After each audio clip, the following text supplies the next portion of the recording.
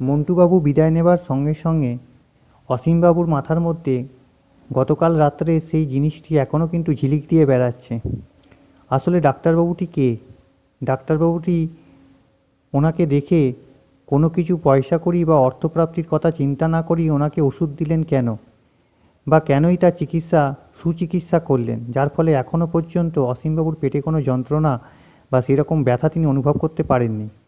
এই সমস্ত কথা ভাবতে ভাবতে অসীমবাবু ঘরের ভেতরে গেলেন।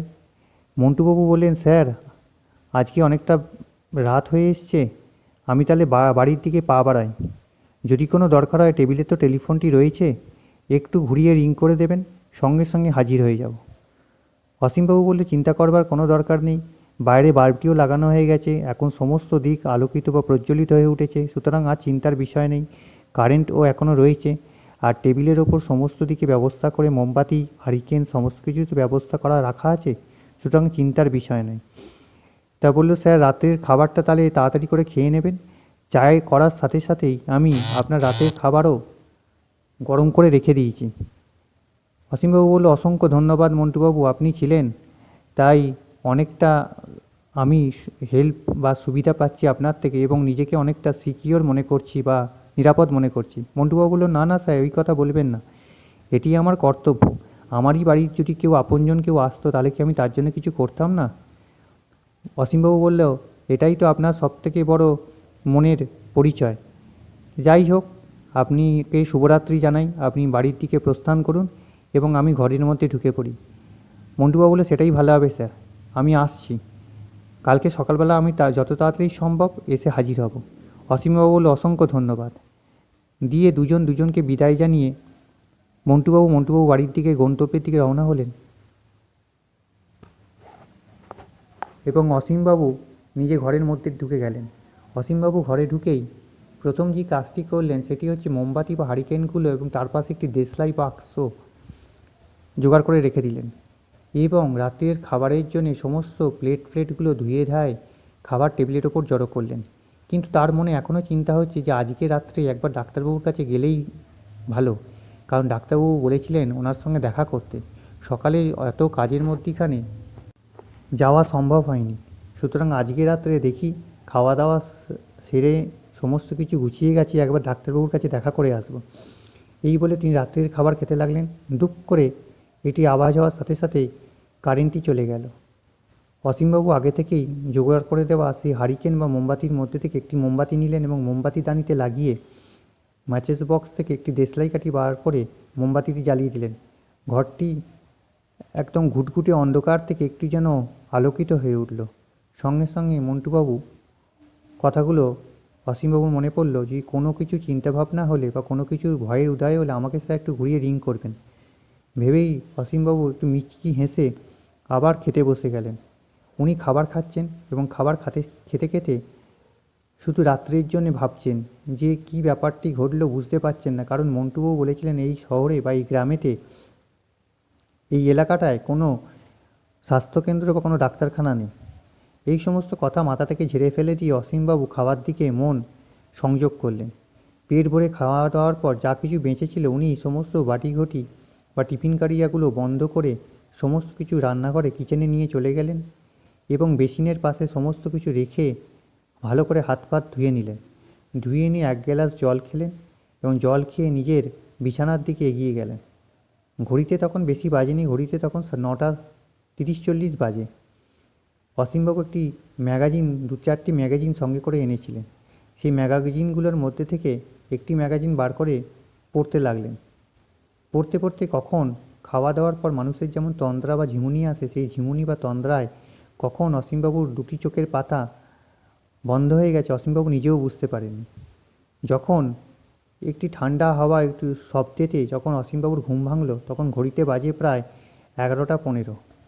অসীমবাবু ধরফড়িয়ে উঠলেন, উঠে বললেন, এতটা রাত হয়ে গেছে, খাওয়া দাওয়াটা একটু বেশি হয়ে গেছে, যার ফলে কখন তন্দ্রা এসছে আমি বুঝতেই পারিনি।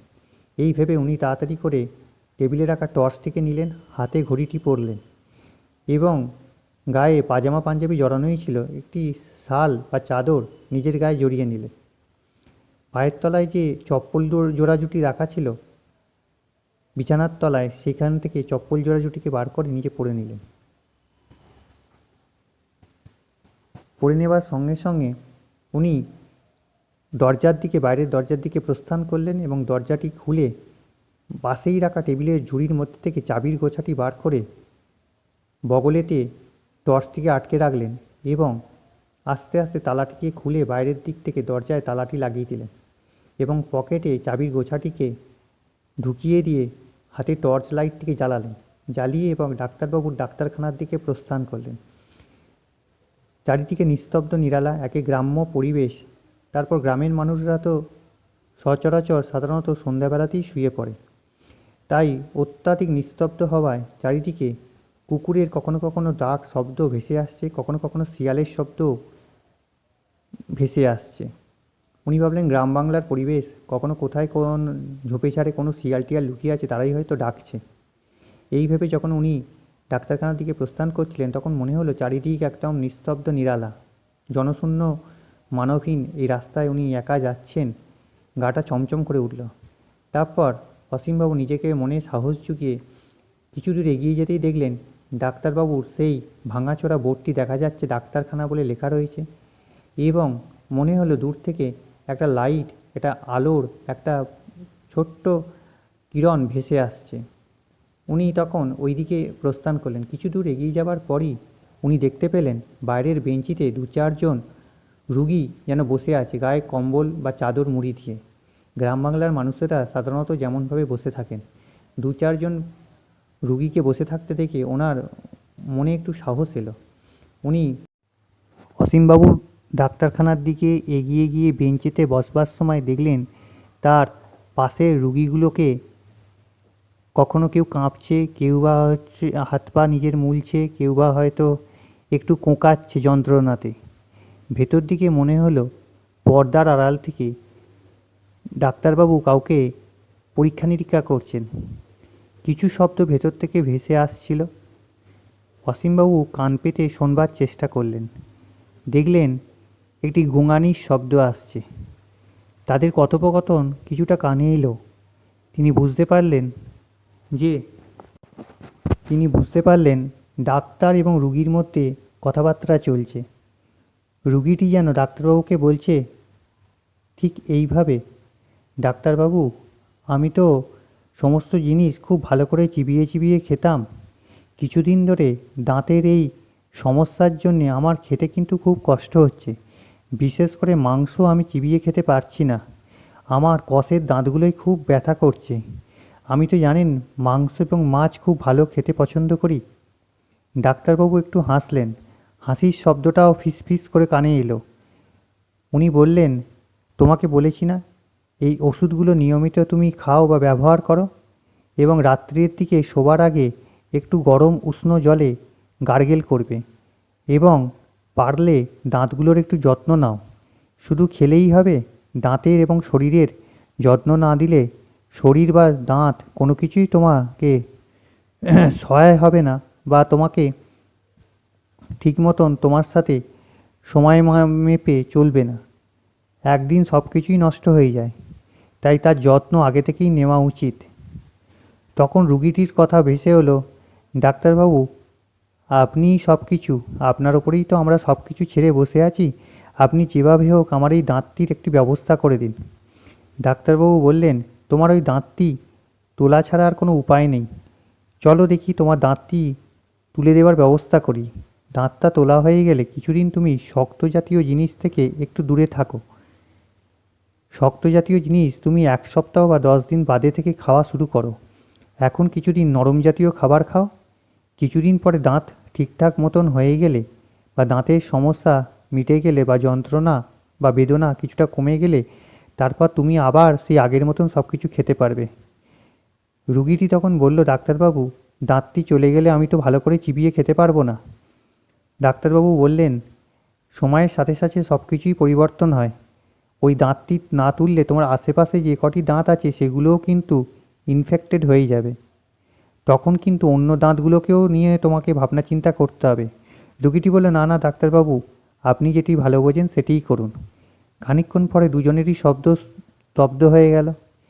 চুপ হয়ে গেল, সমস্ত পরিবেশ যেন শান্ত হয়ে গেল। অসীমবাবু বাইরে বসে বসে সমস্ত কথা শুনছিলেন। পাশের রুগীগুলোকে দেখলেন সমস্ত কিছু যেন তাদের মাথা থেকে পা অবধি আপাদমস্তক ঢাকা, তাই রুগীগুলোকে অন্ধকারেতে ভালো করে উনি দেখতে পাচ্ছিলেন না। পর্দাটি একটুখানি দূরে সরে যেতেই উনি দেখলেন যে যে বেঞ্চেতে উনি বসেছিলেন সেই বেঞ্চেতে এখন আর কেউ নেই এবং ডাক্তারবাবু তার চেয়ার নেই। একটু চোখ ঘুরিয়ে পর্দার ফাঁক দিয়ে হারিকেনের লাইটে দেখবার চেষ্টা করলেন। বিছানার ওপর একটি রুগী শুয়ে আছে। রুগীটি কেউ না, একটি কালো মিশমিশে বেড়াল, এবং ডাক্তারবাবু তার সামনে দাঁড়িয়ে আছে এবং বিড়াল দুটির চোখ দুটো যেন রক্ত জবাকুসুমের মতন জ্বলজ্বল করছে।